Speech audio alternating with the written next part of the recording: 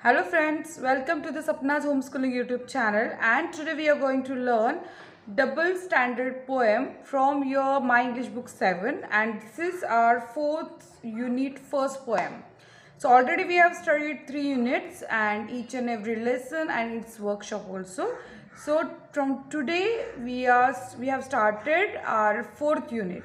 So नमस्कार, आजपासून आपण आपल्या 4थ्या युनिटला सुरुवात केलेली आहे आणि या 4थ्या युनिटमधली ही पहिली कविता आहे double standard. So what is the meaning of double standard? First standard, second standard, third standard म्हणजे इयत्ता झाल्या, तो वेगळा अर्थ झाला. तर इथे स्टँडर्ड म्हणजे दर्जा असतो ना, म्हणजे दुटप्पीपणानं वागणं. डबल स्टँडर्ड म्हणजे दुटप्पीपणानं वागणं. जसं आता एक उदाहरण देते तुम्हाला की तुमच्या घरामध्ये तुमच्याकडनं एखादा चहाचा कप फुटला तर त्यावेळेस तुमच्या आईची किंवा वडिलांची, आजी आजोबांची तुमच्याविषयी असणारी रिॲक्शन काय असेल? प्रेमानं म्हणतील का ठीक आहे बाळा जाऊ दे, असं नाही होणार ना, ओरडतील, धपाटा बसेल. पण तेच जर तुमच्या वडिलांकडनं, आईकडनं जर चहाचा कप फुटला तर अशा वेळेला ते काय करतील? तुम्ही चुकून पडला होता, सटकला हातातनं, निसटला, पडला, इट्स ओके, असं होतं ना. तर हे जे 2 टप्प्यांनी वागणं आहे ना, दुटप्पीपणानं, की एक याला एक वागणूक आणि त्याला ती वागणूक, त्याला म्हणतात डबल स्टँडर्ड. तर या कवितेमध्ये हा जो पात्र, या कवितेतला मेन लीड ॲक्टर म्हणा, हिरो म्हणा, हिरोईन म्हणा, जे कोणी तुमच्याच वयाचं एक मूल आहे आणि ते भांडतंय, कचा भांडतंय की अरे तुम्हाला एक वागणूक मिळते, मला एक वागणूक मिळते, असं का? ते या कवितेत खूप मजेशीर अशा गोष्टी की तुम्हाला तुमचं लहानपण आठवेल किंवा तुमच्या दैनंदिन आयुष्याशी निगडीत अशा गोष्टी तुम्हाला आठवायला लागतील. हे सगळं माझ्या घरात पण माझ्या बाबतीत होतं आहे आणि मी पण माझ्या आईवडिलांशी असंच भांडतो किंवा भांडते किंवा नाही बोलत, पण मनात कुठेतरी असते खतखत. ती खतखत सगळी तुम्हाला या कवितेच्या निमित्ताने बाहेर पडणार आहे. तर मग आपण सुरू करूयात कवितेला. या कवितेचं नाव आहे डबल स्टँडर्ड. मग शिकायची कविता. पण या कवितेला सुरुवात करण्यापूर्वी जर तुम्ही नवीन असाल सपनाज होमस्कूलिंगला तर लगेच चॅनल सबस्क्राईब करा, बेल आयकन दाबा, म्हणजे तुम्हाला आमचे सर्व व्हिडिओ तुमच्या मोबाईलवर सर्वात प्रथम दिसतील. So let's start to learn double standard poem. Let's start to read this poem first, then afterwards I will tell you the meaning of each and every word. Okay. So 4.1 double standards. When I wake up late, I'm getting very lazy. And when you wake up late, it's the alarm that crazy. When I say no to something, I'm being stubborn. When you say no to something, you are being firm. When I raise my voice, it is shocking and rude. When you raise your voice, you are teaching me to be good. When I break something, I am clumsy or careless. When you break something, it is slipped. You are helpless. When I do something wrong, I am such a terror. When you do something wrong, it's a forgivable error. When I quarrel with a friend, I am wild and naughty. When you quarrel with a neighbor, you are only doing your duty. So I am always wrong and you are always right. Oh, why do people grow up and spoil a child's delight?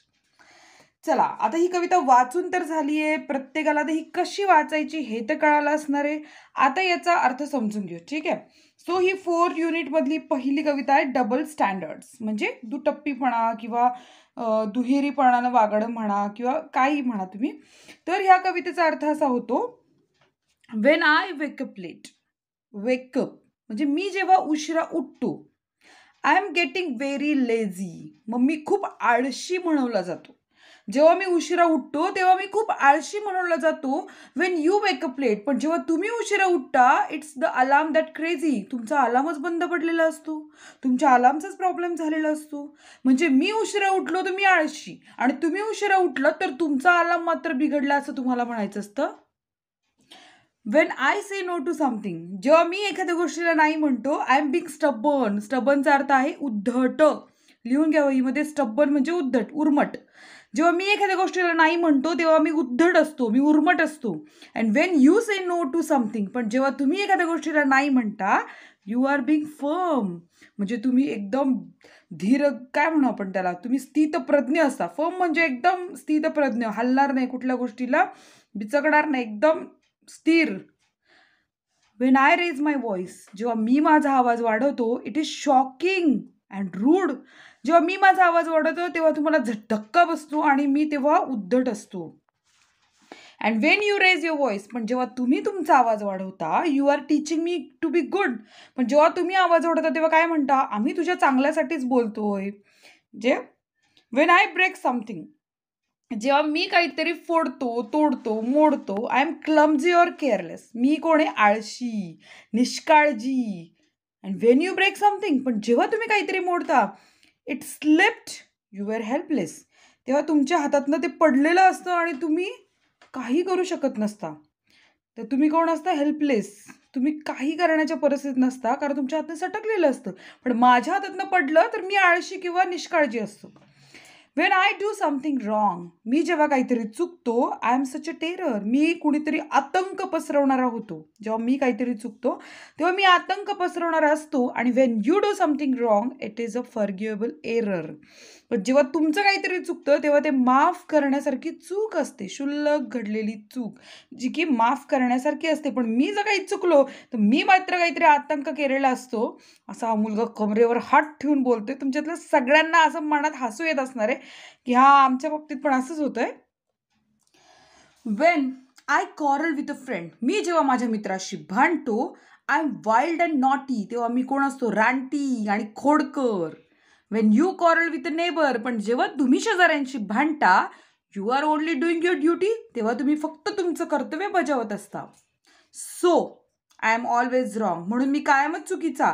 And you are always right, तुम्ही कायमच बरोबर. Oh why do people grow up, का ही लोक मोठी होतात and spoil a child's delight, आणि लहान मुलांचं बालपण खराब करतात, लहान मुलांचा आनंद खराब करतात. की इथे जॉय आनंद अर्थाने आहे की लहान मुलांचा आनंद खराब करण्यासाठी ही मोठी लोक मोठीच का होतात बरं, असं तो मुलगा म्हणतोय कमरेवर हात ठेवून. तर अशी ही कविता आहे, डबल स्टँडर्ड. आता याच्यामध्ये काही अर्थ दिलेले आहेत ते बघून घ्या. स्टबर्न म्हणजे a stubborn person does not change the way he acts or thinks though it may not be nice. जरी योग्य नसेल तरी त्याच्याच पद्धतीने वागत राहणं उद्धट उर्मट व्यक्ती. Firm, a firm person takes a good decision that does not change it. Firm म्हणजे एक चांगला माणूस चांगले निर्णय घेतो जे की बदलत नाही. क्लमझी म्हणजे विदाऊट स्किल ऑर नीटनेस, म्हणजे कसं म्हणू आपण त्याला, गचाळ. क्लमझी म्हणजे गचाळ.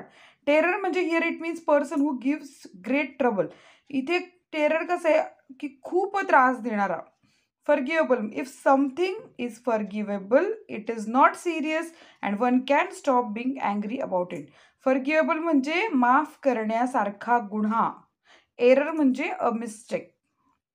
तर अशा प्रकारे आपण कवितेचा अर्थ समजून घेतलेला आहे पूर्णपणे इथे. ही कविता आपली आता शिकवून झालेली आहे, डबल स्टँडर्ड. जर तुम्हाला ही कविता आवडली असेल तर नक्की लाईक करा. मला वाटतं या कवितेला मला जरा जास्तच लाईक मिळणार आहे कारण तुम्हाला ही कविता खूप जास्त पोहोचली असणार आहे तुमच्यापर्यंत. आणि जर काही म्हणायचं असेल तर कमेंट बॉक्समध्ये कमेंट करून सांगा आणि आपण याचा वर्कशॉपचा व्हिडिओ करूयात. भेटूयात नेक्स्ट व्हिडिओमध्ये. Bye bye.